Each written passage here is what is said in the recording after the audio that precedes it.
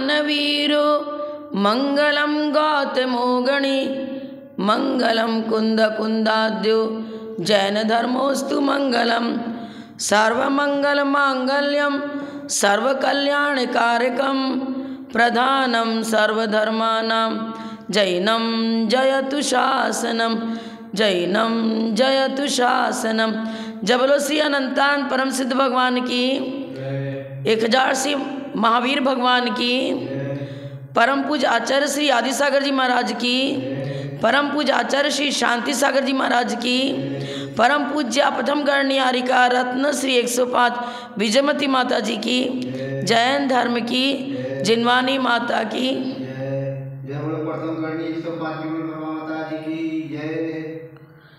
भवार्णवे जंतु समूह में न माँ कर्षयामा सही धर्म पोतात मज्जंतम उद्भिक्षयेन सापि श्रीवर्धमानं प्रणमाम्यहं तम श्रीवर्धमानं प्रणमाम्यहं तम। बंधु, 2 दिन पूर्व संभवतः 19 तारीख को एक विषय प्रस्तुत किया था जिसमें भगवान महावीर के 4 सर्वोदय सिद्धांत बताए गए। उसका शीर्षक है सर्वोदय ही सूर्योदय है। आप देख सकते हैं। तो अहिंसा और अपरिग्रह की व्याख्या हो चुकी थी। तीसरा सिद्धांत था स्यादवाद और चौथा अनेकांत। सर्वोदय सिद्धांत 4 हैं। पहला अहिंसा, दूसरा अपरिग्रह, तीसरा स्यादवाद और चौथा अनेकांत। आज हम स्यादवाद और अनेकांत के विषय पर विचार करेंगे। स्यादवाद शब्द में 2 पद हैं, स्याद और वाद। स्याद का अर्थ होता है कथनचित, अर्थात किसी अपेक्षा से। वाद माने कथन। कोई महिला सामने खड़ी है, वह कौन है, क्या है, किसी ने पूछा। अब और लोग भी वहाँ मौजूद थे, उनकी पुत्री भी थी और उनके अन्य भी परिवार के परिकर थे। अब उसका परिचय जो उपचरित असद्भुत व्यवहार से दिया जाता है, तो वो किसी की माँ है, किसी की भाभी है, किसी की बहन है, किसी की मामी है। तो ये सारे गुणधर्म उस एक महिला में ही बताए जा रहे हैं। धर्म हम वस्तु स्वभाव धम्मो इसकी चर्चा नहीं कर रहे हैं। उपचरित असद्भुत व्यवहार में भी यथार्थ है। यदि उपचरित असद्भुत व्यवहार को सर्वथा मिथ्या माना जाएगा तो लोक व्यवहार घटित नहीं होगा। जिस मकान का निर्माण आपने अपने द्रव्य से कराया, अब निश्चय ने तो कहता अरे मकान, दुकान, घर, पुत्र पुत्री ये तो कुछ आत्मद्रव्य के स्वरूप है ही नहीं, तो गलत है ही नहीं। अरे सर्वथा गलत नहीं। शुद्ध निश्चय से तो जीव के अंदर जो आत्मिक गुण है वो भी अभेद विवक्षा से आत्मा ज्ञान में है। ये हुआ शुद्ध निश्चय का विषय। आत्मा में ज्ञान है, भेद विवक्षा दे दी।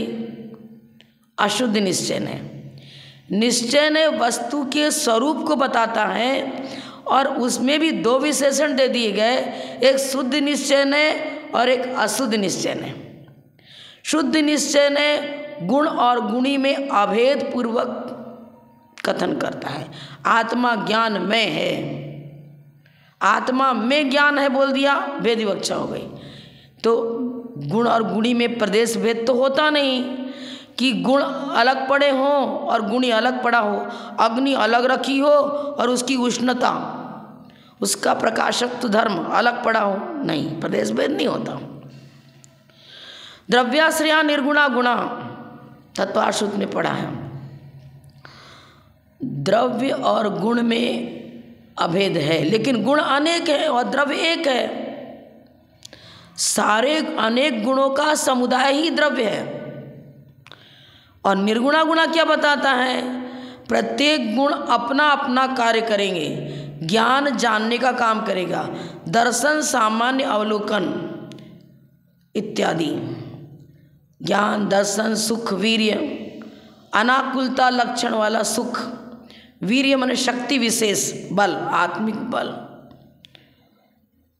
वीर्य आत्मिक शक्ति को कहते हैं और बल शरीर की शक्ति को कहते हैं।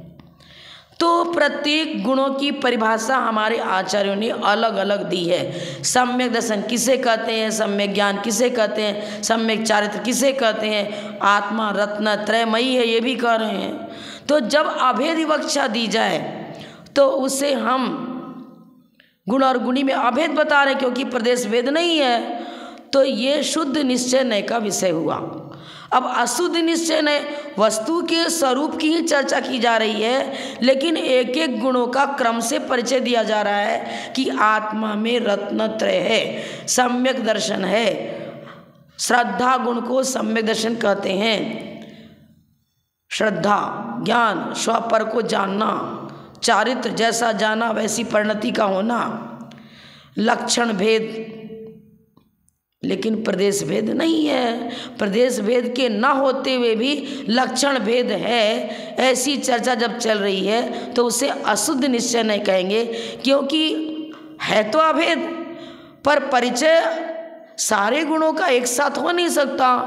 तो क्रम से एक एक गुणों को अर्पिता अर्पित सिद्ध सूत्र के अनुसार एक को विवक्षित करते हैं और अन्य को अविवक्षित। एक बार में एक की चर्चा होगी, सारे गुणों की चर्चा एक साथ करना संभव नहीं, क्योंकि वचन में वैसी शक्ति नहीं है। अब आप कहो कि माता जी आप तो नयों का वर्णन कर लेंगे। अरे स्यादवाद, किस नय से वस्तु का स्वरूप कैसा है, उपचरित असद्भूत व्यवहार नय की अपेक्षा से वक्ता ये कहेगा कि ये मकान इस व्यक्ति का है, अन्य का नहीं। पति पत्नी संबंध, पुत्र पुत्री का संबंध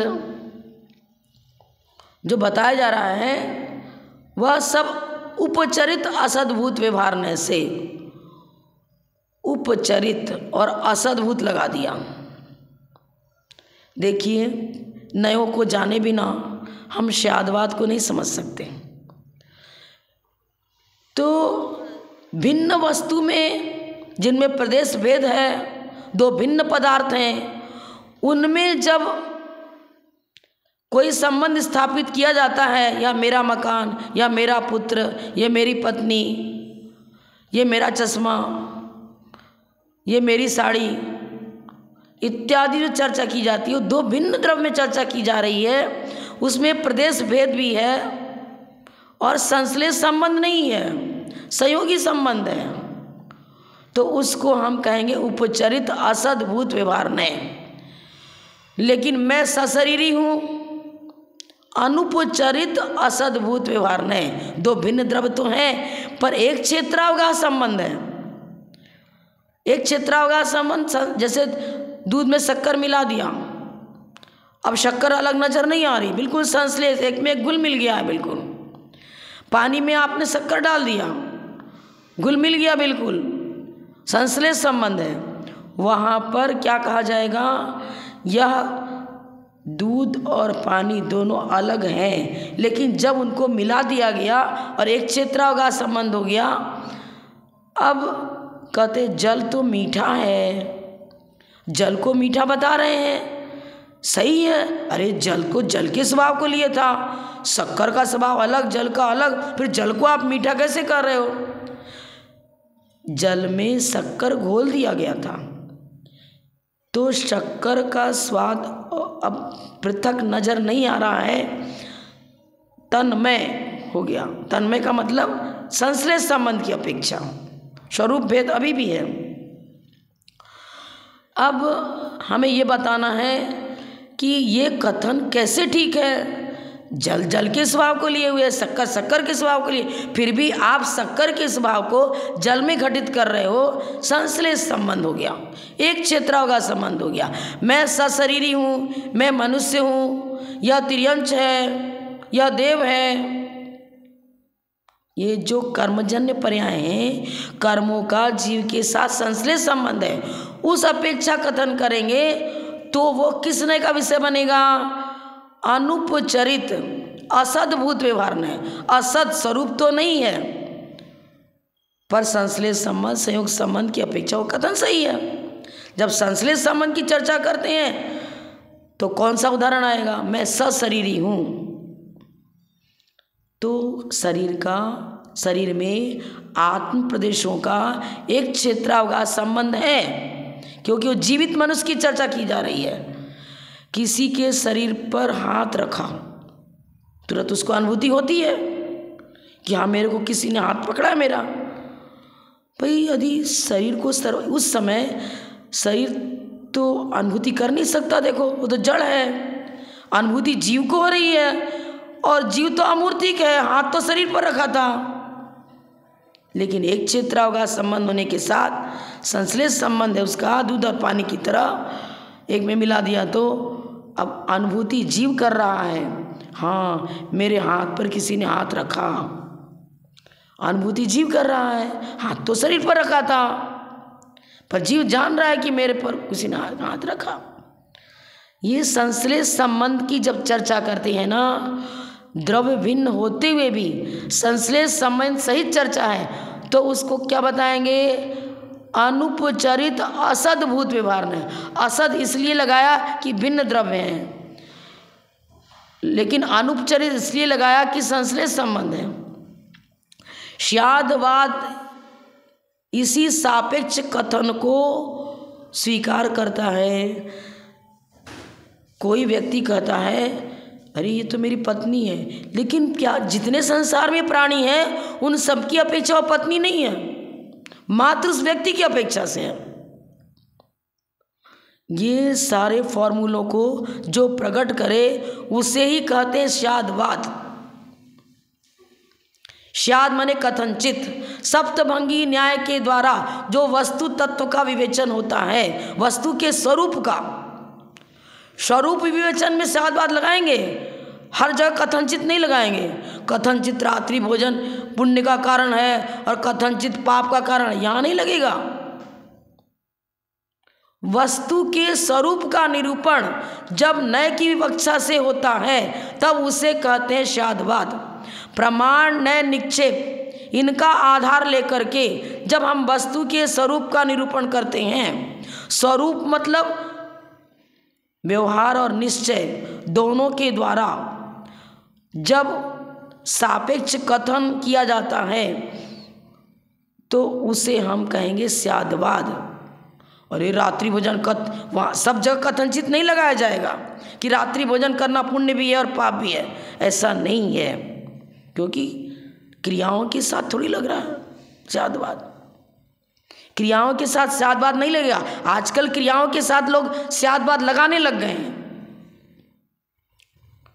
अरे फूल चढ़ाओगे ना, वो तो सचित है, वो तो हिंसा हुई, और हिंसा को धर्म नहीं कहते हैं। आपने वृक्ष से फूल को तोड़ा, उस फूल को तकलीफ हुई और फिर आप फूल चढ़ा रहे हो, तो पाप का बंध होगा, पुण्य का बंध नहीं होगा।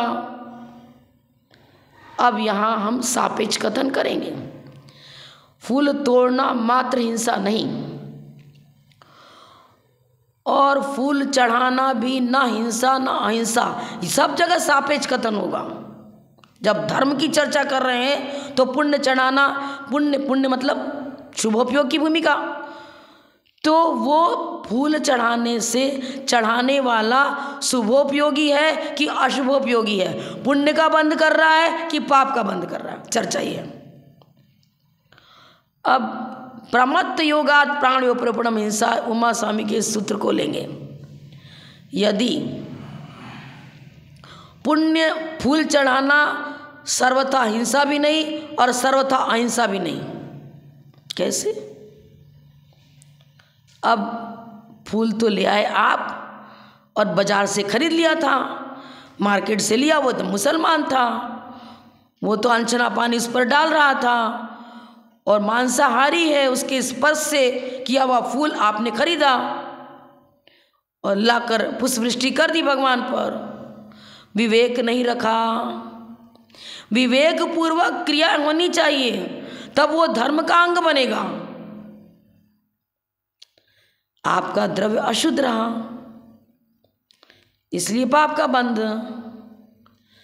अपने यहाँ यदि आपने पुष्प को गमले में या अपने बगीचे में पैदा किया है और छना हुआ पानी उसमें डालते हो, चलो कहीं वृक्ष लगा तो पानी वहाँ कैसे भी डाल रहे, वो तो हम नहीं कुछ कर सकते, लेकिन जिस पुष्प को आप, उस पुष्प को प्राप्त कहाँ से किया आपने? प्रत्येक वनस्पति नाम कर्म का उदय जिस वृक्ष में था, प्रत्येक उस वृक्ष से पुष्प आया। उसी प्रत्येक नाम कर्म से सहित जो वृक्ष था, चाहे वो चावल हो, चाहे बादाम हो, चाहे लौंग हो, चाहे नारियल हो, सब तो वृक्ष से तोड़ करके ही लाया गया है, तोड़कर ही लाया गया है। और अब टूटे हुए पुष्प को सचित्त कैसे घटित करोगे? सचित्त, चित्त माने जीव, द्रव्य, चेतना, जिसमें चेतना पाई जाए, जो चेतना सहित हो, चैतन्य शक्ति सहित हो, उसे कहेंगे जीव। स माने सहित, जीव सहित को सचित्त और जीव रहित को अचित्त।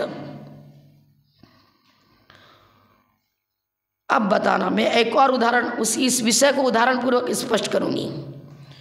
किसी व्यक्ति के द्रव प्राण का उच्छेद हो गया, आयु समाप्त हो गई, मनुष्य था, मृत्यु को प्राप्त हो गया, आत्म प्रदेश निकल गए। अब उस डेड बॉडी को आप सचित्त कहोगे क्या अचित्त कहोगे? क्या मरने के बाद भी वो मनुष्य आयु का उदय है क्या? उस डेड बॉडी को, जो अचेतन मतलब मात्र पुद्गल है, मात्र पौद्गलिक द्रव बचा हुआ है, जिससे चेतना निकल चुकी है, वो मर चुका या जिंदा, क्या बताओगे? वो मृत है या जीवित है? मृत है ना, आदमी मृत है, तभी तो जलाने जा रहा श्मशान घाट में, तभी तो उसका संस्कार कर रहे हो। एक को मृत कह रहे हो, एक को जीवित कह रहे हो। जब तक आत्म प्रदेश है तब तक वो जीवित, और निकल गया आत्म प्रदेश तो हो गया क्या? अब सचित नहीं है। अब टूटा हुआ पुष्प, उसमें चेतना नहीं है, क्योंकि हम आपके शरीर में से कोई बाल, एक बाल निकाल दिया गया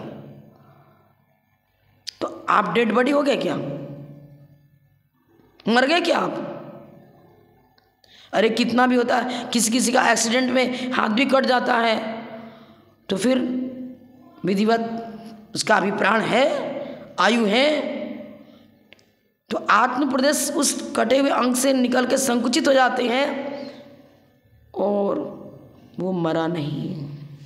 ठीक है, अंगोपांग कुछ हीन हो गए लेकिन जीवित रहता है। अब चर्चा ये करेंगे हम, शादवाद को समझना है, पुण्य और पाप की विधि को हम शादवाद से समझाना चाहते हैं। वह पुष्प, जैसे कि आप चावल चढ़ाते हो, देखभाल करके कोई लट वगैरह उसमें तो हटा देते हो, कर देते हो, शक्य शोधन, जिसका शोधन शक्य है। गुलाब के पुष्प में तीखापन होता है, चींटियाँ उस पर नहीं आएंगी, भौरे मंडराएंगे लेकिन उड़ जाएंगे, चले जाएंगे उसकी सुगंध से। आपने पुष्प का अच्छी तरह शोधन किया, पुष्प का जो उत्पत्ति हुई थी आपके बगीचे में हुई, शुद्ध विधि से आपने सिंचन किया था और पुष्प लेकर आए आप और भगवान के चरणों में चढ़ाया। लेकिन वो पुष्प यदि मात्र अंगूठे के नख तक ही सीमित है पूरे पंजे को कवर नहीं कर रहा है तो आप विवेकशील हो,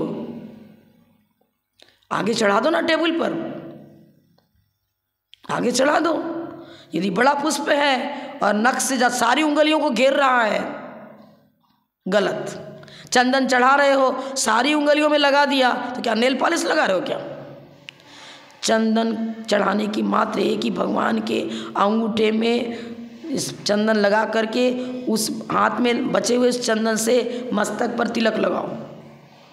पूरी विधि आप समझ लेना पद्मानुग के ग्रंथों से, जैसे भी यहाँ तो मैं शादवाद की चर्चा कर रही हूँ। तो पुष्प चढ़ाना यदि विवेक पूर्वक क्रिया हो रही है तो पुण्य का बंध, और विवेक रहित क्रिया हो रही है तो पाप का बंध। क्रिया तो वही कर रहा, पुष्प चढ़ा रहा है, लेकिन विवेक सहित सारा कार्य हो रहा है तो पुण्य, और विवेक रहित काम हो रहा है तो पाप। ऐसा है। पुष्प तोड़ा हुआ पुष्प सचित नहीं है। आपको सचित नहीं है तो फिर क्या पुष्प खाने के काम में आएगा? क्या अचित है क्या? अरे पुष्प के आश्रय से निगोदिया जीव रहते हैं, लेकिन जो पूजन करने वाला व्यक्ति है, अब आपसे हम कहें, क्या आपके शरीर पर निगोदिया जीव नहीं है क्या?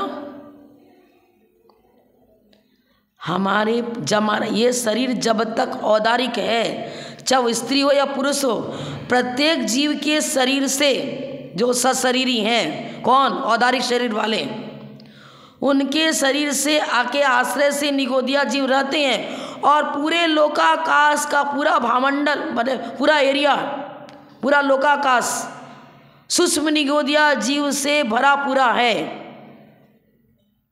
उमा स्वामी आचार्य ने क्या बताया? प्रमत्त योगात प्राणो प्रणम हिंसा। आप प्रयत्न करो कि हम हिंसा से बचें, तो जो सूक्ष्म जीव दिखाई नहीं रहे हैं उनके प्रति हम प्रमाद शब्द कैसे लगाएं? प्रयत्न पूर्वक, संकल्प पूर्वक, जानबूझ करके। प्रमाद है, प्रमाद किसे कहेंगे? प्रमाद का मतलब ये हुआ, धवला ग्रंथ के अंदर प्रमाद की परिभाषा बताई है, कसाय भार गौरवात अलस्ता प्रमाद। कसाय के भार से बोझिल हुआ उस समय उस व्यक्ति की जो विचारधाराएं चल रही हैं, इसको मारो, इसको काटो, इसको ये करो, प्रमाद मतलब हिंसात्मक प्रवृत्ति। अब हिंसात्मक प्रवृत्ति का मतलब कषाय पूर्वक जितने हमारे विचार बनते हैं, जितने आचरण बनते हैं, वो सब प्रमाद है। लेकिन एक अनंतानबंदी कषाय पूर्वक होने वाली प्रवृत्ति, एक अप्रत्याख्यान कषाय पूर्वक होने वाली प्रवृत्ति, एक प्रत्याख्यान कषाय पूर्वक, एक संजन कषाय पूर्वक। संजनन कषाय में कषाय के उदय में भी संयम बना हुआ है,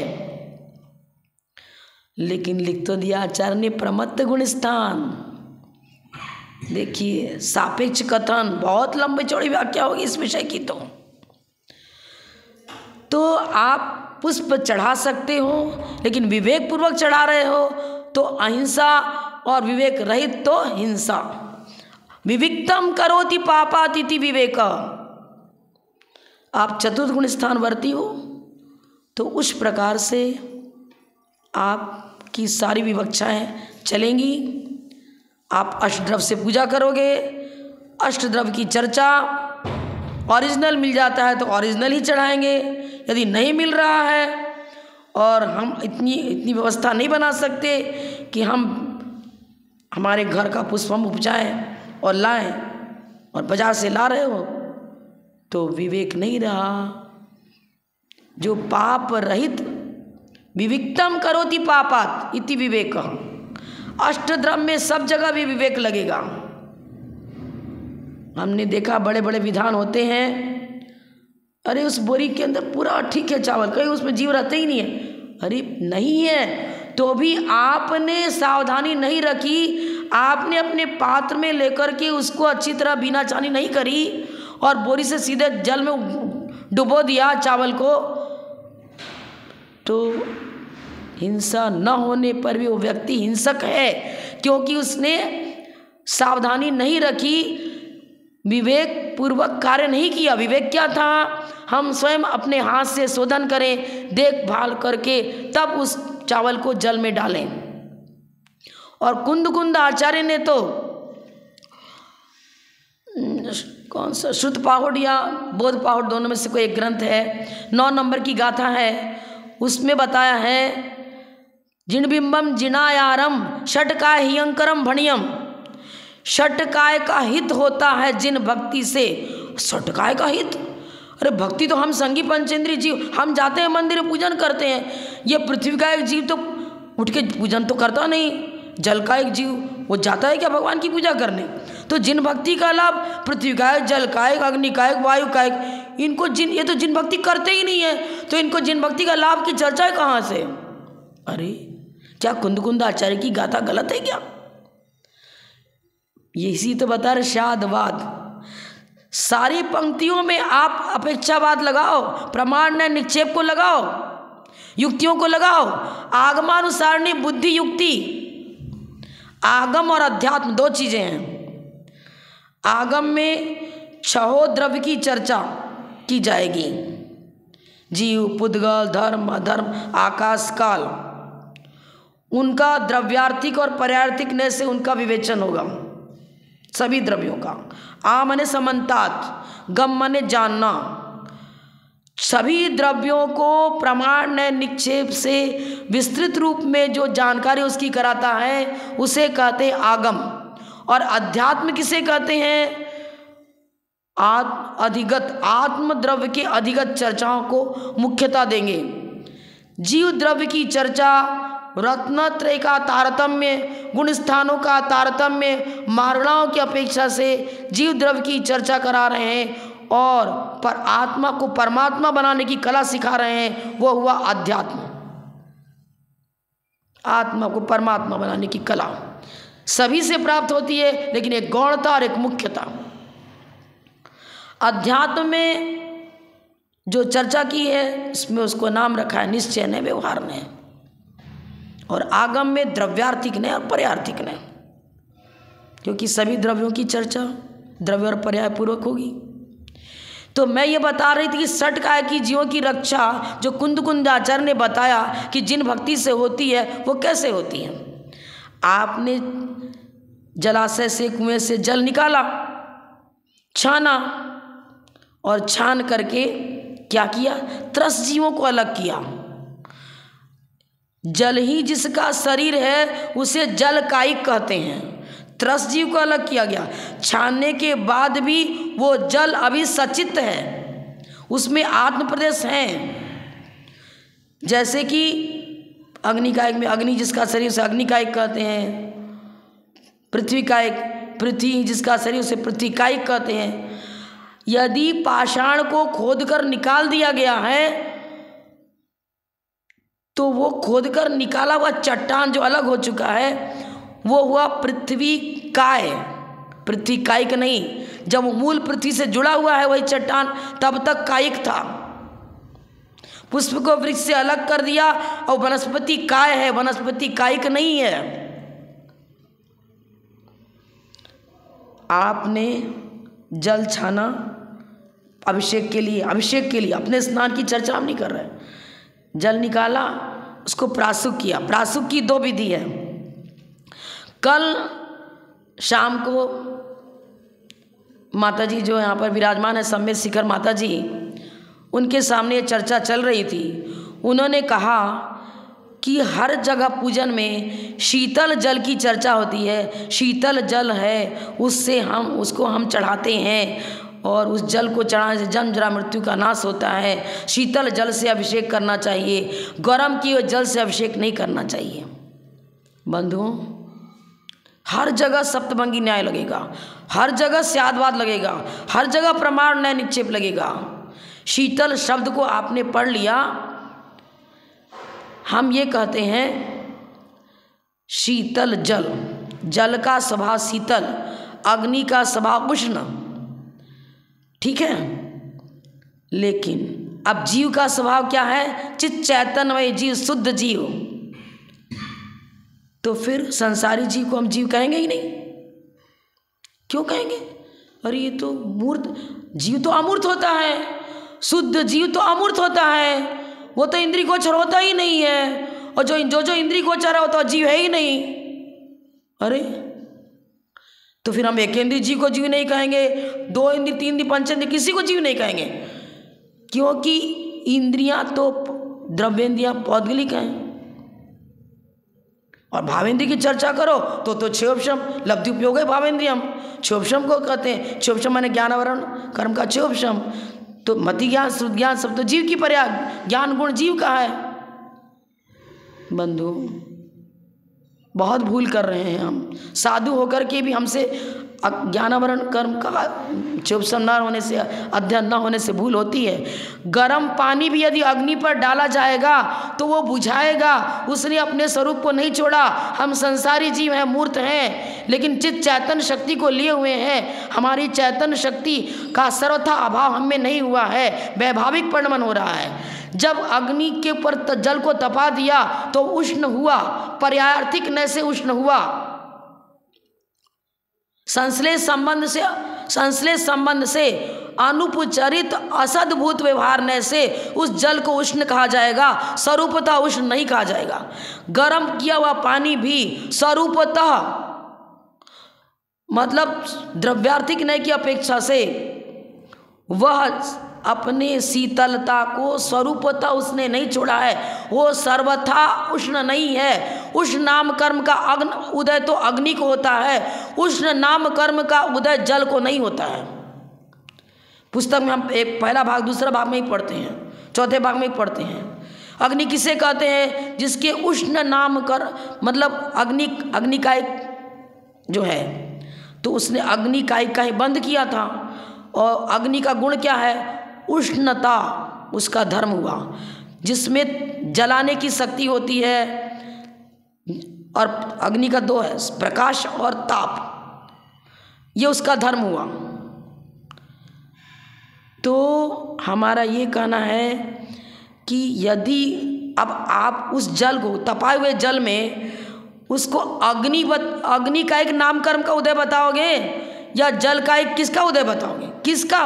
वो क्या है? वो जल को अग्नि कहोगे या गर्म पानी कहोगे? गर्म पानी कह रहे हो, गर्म भी कर रहे हो, पानी भी कर रहे हो। यदि गर्म सर्वथा गर्म ही है तो अग्नि होना चाहिए, जल कैसे हुआ?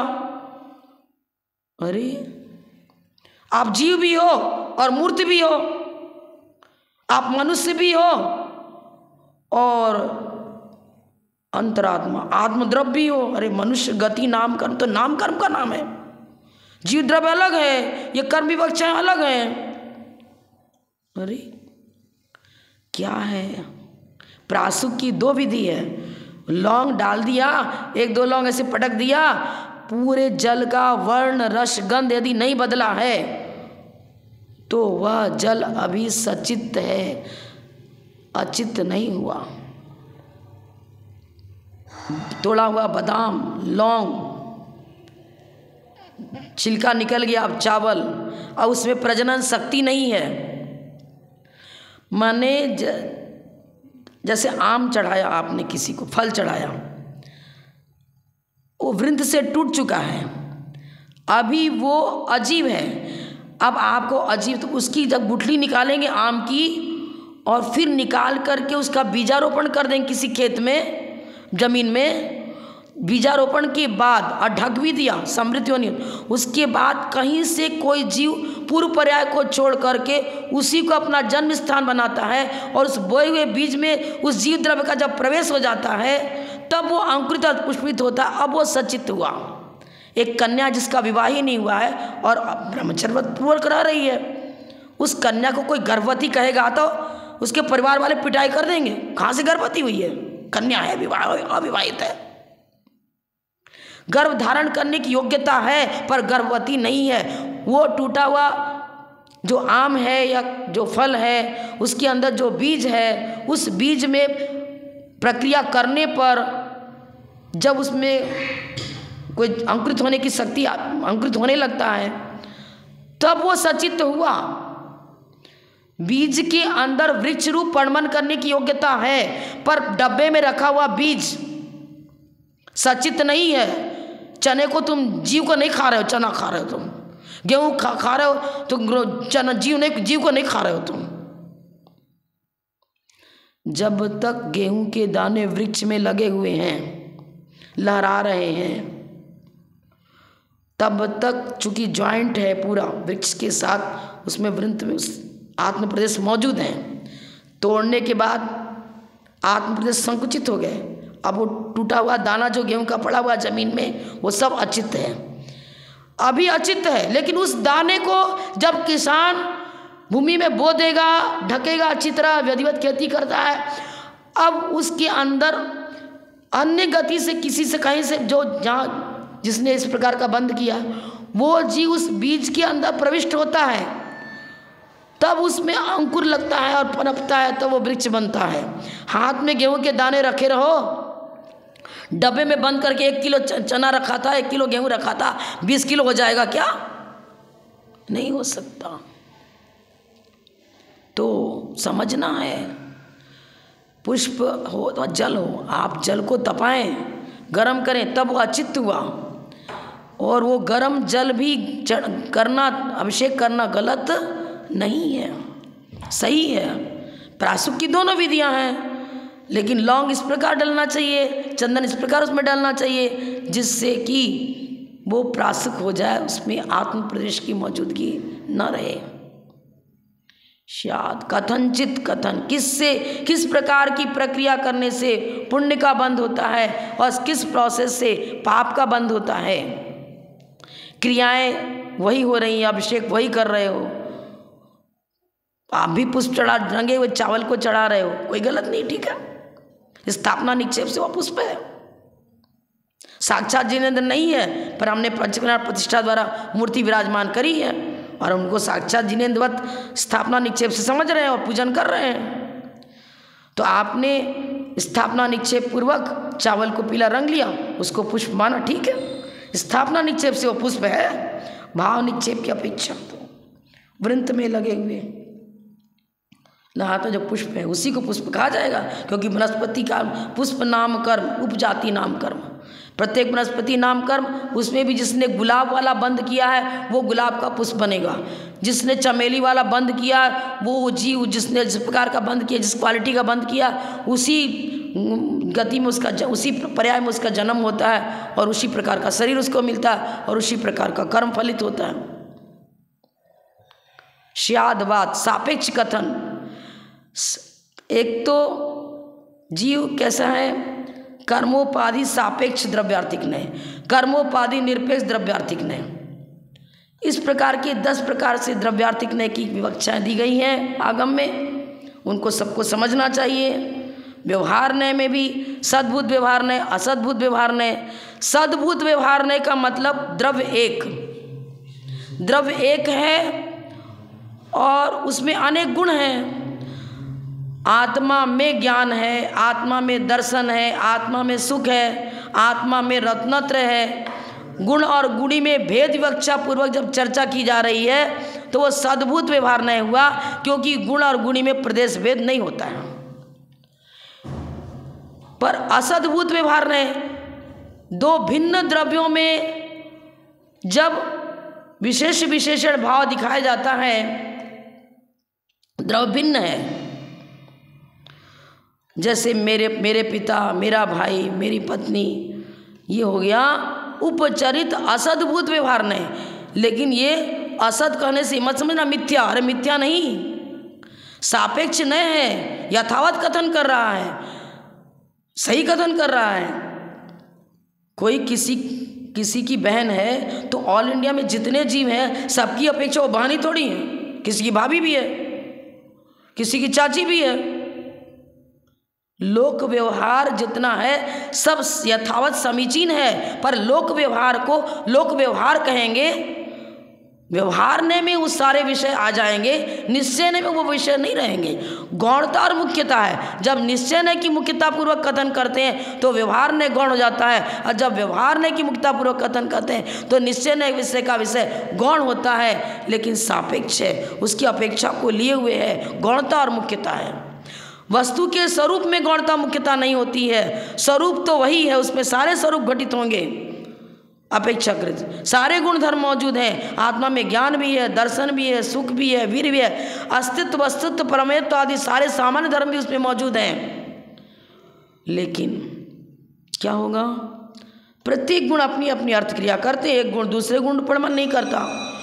तो निर्गुणा गुणा ये भी कहीं सही है, और जो वस्तु बिल्कुल भिन्न द्रव्य है वो भी कथन सही है। सभी को अपनी पत्नी थोड़ी कह देगा, सभी को अपनी माँ थोड़ी कह देगा। यथावत लोक व्यवहार पूरा और वस्तु स्वरूप का सारा निरूपण यदि हम समझ लें, जान लें, उसी को कहते हैं स्यादवाद। सप्तभंगी न्याय के द्वारा वस्तु के स्वरूप को समझना, यथावत समझना, आगमानुसारणी बुद्धि युक्ति, इस युक्ति पूर्वक प्रमाण न्याय निश्चय पूर्वक वस्तु के स्वरूप की ज्ञप्ति जिस मेथड से होती है, जिस विधि से होती है, उसे कहते हैं हम स्यादवाद। सप्तभंगी न्याय में सबसे पहले स्याद शब्द, स्याद विशेषण पूर्वक अस्ति, स्याद विशेषण पूर्वक नास्ति। अस्ति और नास्ति दोनों ही धर्म वस्तु के हैं, दोनों वस्तु के धर्म हैं। मात्र अस्ति को ही धर्म मान लोगे तो आप क्या कह रहे हो? आप जीव भी हो, आप पुद्गल भी हो, आप धर्म द्रव्य अच्छे हो, द्रव्य क्या आप छो द्रव्य छह द्रव्य भिन्न नहीं क्या? आप जीव भी हो और अजीव भी हो, कोई मानने को तैयार होगा क्या? अरे स्वरूप में भिन्नता है, उस भिन्नता को ही तो अस्ति और नास्ति के द्वारा बताया जा रहा है कि तुम जीव द्रव्य हो, तुम पुद्गल द्रव्य नहीं हो। पुद्गल द्रव्य के गुण धर्म पुद्गल में पाए जाएंगे, तुम में नहीं है। विपक्षात व्यावृत्ति, आम, केला, नींबू सब टेबल पर रखा हुआ है। एक व्यक्ति कहता है, आम को उसने हाथ में ले लिया, मैं तो इसको नींबू समझता हूँ, ये आम नहीं है। अरे कैसे? आप कैसे सिद्ध कर पाओगे? आप ये बताओगे देखो नींबू का स्वाद खट्टा होता है, आम का और नींबू के स्वाद में फर्क है। तो आम अपने स्वचतुष्टय से अपने स्वरूप को लिए हुआ है, पर चतुष्टय से वो अस्थि रूप नहीं है, स्वचतुष्टय से अस्थि रूप है। अन्य फलों के गुण धर्म उस आम में नहीं पाए जाते हैं। आम में जो गुण धर्म होना चाहिए वही गुण धर्म उस आम में है। नींबू वाला गुण उसमें नहीं है, इमली वाला गुण उसमें नहीं है, लीची वाला, केला वाला गुण धर्म उसमें नहीं है। अस्ति और नास्ति दोनों ही धर्म लेना पड़ेगा सापेक्ष। पर चतुष्टय की अपेक्षा से आम को हम क्या कहेंगे? आम को नींबू नहीं कह सकते, केला नहीं कह सकते, इमली नहीं कह सकते, लीची नहीं कह सकते। अगर सभी की अपेक्षा से अस्थि हो जाए तो आम को नींबू भी कह देंगे, केला भी कह देंगे। आप तो अस्थि मात्र मानते हो। नहीं, भिन्नता भी दिखाएंगे, अन्य से भिन्न है। स्याद अस्ति, स्याद नास्ति। तीसरा है स्याद अस्ति नास्ति क्रमार्पित। स्वचतुष्टय से अस्ति और पर चतुष्टय से नास्ति, इन दोनों विवक्षाओं को तीसरे भंग में रखा गया है। चौथा है स्याद अवक्तव्य। वस्तु तो अनेक धर्मात्मक है, लेकिन वो अनेक धर्मों को एक साथ प्रतिपादित नहीं किया सकता, कह नहीं सकते, इसलिए स्याद अवक्तव्य। सर्वथा अवक्तव्य नहीं, सर्वथा अवक्तव्य कह दें तो वस्तु के धर्म का प्रतिपादन हो ही नहीं पाएगा। लेकिन वस्तु के अंदर जो गुण धर्म है उनको एक एक को विवक्षित करते हैं, अन्य को अविवक्षित करते हुए कथन कर देते हैं। तो स्याद अवक्तव्य। फिर स्याद अस्ति अवक्तव्य। स्वचतुष्टय की अपेक्षा से अस्ति, पर चतुष्टय जो नास्ति था वो नास्तिक धर्म अभी कहा नहीं जा रहा है, लेकिन उसमें है वो धर्म। अस्ति अवक्तव्य, अस्ति को विवक्षित किया, और जो नास्ति पक्ष के रूप में अन्य धर्म बैठे हुए थे, जिस एक धर्म को विवक्षित किया उसके अतिरिक्त जितने अन्य धर्म हैं वो सब अभी अवक्तव्य, एक साथ नहीं कह जा सकते, पर हैं उसमें, इसलिए अस्ति अवक्तव्य। इसी तरह नास्ति अवक्तव्य, पर चतुष्टय की विवक्षा पूर्वक हमारा कथन चल रहा है, उसमें अस्ति पक्ष को अवक्तव्य के रूप में रखा गया और नास्ति पक्ष को वक्तव्य के रूप में रखा गया। तो नास्ति अवक्तव्य, अस्ति नास्ति अवक्तव्य, अस्ति और नास्ति क्रमिक, और दोनों इसमें मालूम है, दोनों उसमें हैं और दोनों को संयोगी रूप में उपस्थित किया गया, अस्ति नास्ति अवक्तव्य। चलना फिरना उठना बैठना हर जगह आपकी सारी चर्चाएं, जो धर्म चर्चाएं हो रही हैं, जो वस्तु के स्वरूप की चर्चा हो रही है, जो चलता है फिरता है खाता है पीता है उसे जीव कहते हैं। क्या परिभाषा बनेगी? क्या लक्षण बनेगा? क्या जिस समय कोई नहीं चल रहा है फिर रहा है बैठा हुआ तो क्या जीव नहीं है? क्या है? तो खाता है पीता है उसको जीव कहते हैं। आप नहीं खा रहे हो, आप तो मंदिर में बैठे हो, तो आप अजीब हो गए क्या? क्योंकि आपने लक्षण क्या बताया? जो खाता पीता है वो जीव है। अरे नहीं खा रहा है जिस समय, तो क्या अजीब हो गया? क्या लक्षण उसे कहेंगे जिसमें अव्याप्ति अतिव्याप्ति असंभव दोष ना आवे, संशय विपर्य अनध्यवसाय, इन दोषों से रहित जो कथन होता है उस कथन प्रणाली का नाम ही स्यादवाद है। प्रमाण नए निक्षेप की अपेक्षा कथन करना, आगमानुसारणी बुद्धि युक्ति, इस युक्ति पूर्वक जो विवेचन होता है वस्तु स्वरूप का, उसके स्वरूप को अर्थात लक्षण को हम उसकी चर्चा करते हैं तो आगम विधि से करें, प्रमाण नए निक्षेप की अपेक्षा को लेकर कथन करें, तो इस विधि का नाम ही स्यादवाद है। और अनेकांत प्रमाण का विषय, वस्तु अनेक धर्मात्मक के प्रमाण का विषय हुआ, और उस प्रमाण के द्वारा गृहीत वस्तु का जब अर्पितानर्पित सिद्ध है इस सूत्र के द्वारा विवेचन करते हैं, उसमें क्या बताते हैं? प्रमाण के द्वारा गृहीत वस्तु का जो सापेक्ष कथन करता है उसे नए कहते हैं। तो वस्तु अनेक धर्मात्मक के प्रमाण का विषय हुआ, और उस अनेक धर्मात्मक वस्तु को विधिवत प्रतिपादन करना, ये उस विधि का नाम, जिस विधि से प्रतिपादन किया जाए उस मेथड को हम स्यादवाद कहते हैं। तो भगवान महावीर के 4 सर्वोदयी सिद्धांत हैं। पहला अहिंसा, दूसरा अपरिग्रह, तीसरा स्यादवाद और चौथा अनेकांत। अनेकांत विधि से ही हम अहिंसा के स्वरूप को समझ पाएंगे, अनेकांत और स्यादवाद के द्वारा ही हम अहिंसा के स्वरूप को, अपरिग्रह के स्वरूप को समझ पाएंगे, और इन चारों का समन्वय ही सच्चा धर्म है। भगवान महावीर की वाणी इस 4 पॉइंट के में पूरी गुथी हुई है, इसी में गर्भित है। इनको समझने बिना आप न पुण्य की परिभाषा समझ सकते, न पाप की परिभाषा समझ सकते, न किसी वस्तु के स्वरूप को जान सकते हो। स्व पर की पूर्णतः ज्ञप्ति, विधिवत ज्ञप्ति, हम कौन है पर कौन है, सभी द्रव्यों की विवक्षाओं को यथावत जानने की विधि का नाम स्यादवाद है। और स्यादवाद प्रणाली है, मेथड है। वस्तु तो अनेक धर्मात्मक ही है, कोई भी वस्तु सर्वथा एक धर्मात्मक नहीं होती। प्रतिपादन के समय किसी एक धर्म को विवक्षित करते हैं, अन्य को अविवक्षित करते हैं। तो शब्दभंगी न्याय हमें उस मेथड को सिखाता है कि किस विधि से हम वस्तु के स्वरूप का कथन करें। कथन में गौण और मुख्यता लगेगी, स्वरूप में न गौणता है न मुख्यता है। इस विषय पर आप विशेष ध्यान रखना, क्योंकि वस्तु अनेक धर्मात्मक है। वो कोई भी धर्म अपने आप में न गौण है न मुख्य है, लेकिन प्रतिपादन गौणता मुख्यता पूर्वक होता है। तो मैं इतना ही कहकर यही बताऊंगी कि भगवान महावीर के द्वारा और 24 तीर्थंकरों की वाणी सब एक जैसी है, तो उनके द्वारा प्रतिपादित सर्वोदय सिद्धांत, सर्वोदय माने सर्वोदय का प्रतीक तो केवल ज्ञान है, अनंत सिद्ध अवस्था है। उस अवस्था को जब तक हम प्राप्त नहीं करते हैं, वहाँ तक जब तक नहीं पहुँचते हैं, इस विधि को सीखते रहो, ट्रेनिंग लेते रहो, अध्ययन करते रहो। और एक दिन ऐसा आएगा कि यही शुद्ध ज्ञान उस केवल ज्ञान ज्योति को प्रकट कर देगा, और आप स्वयं भगवान महावीर की श्रेणी में पहुँच जाओगे, और अनंत अवस्था को प्राप्त करते हुए सिद्ध अवस्था को प्राप्त करके इस अध्ययन के फल को प्राप्त कर सकोगे।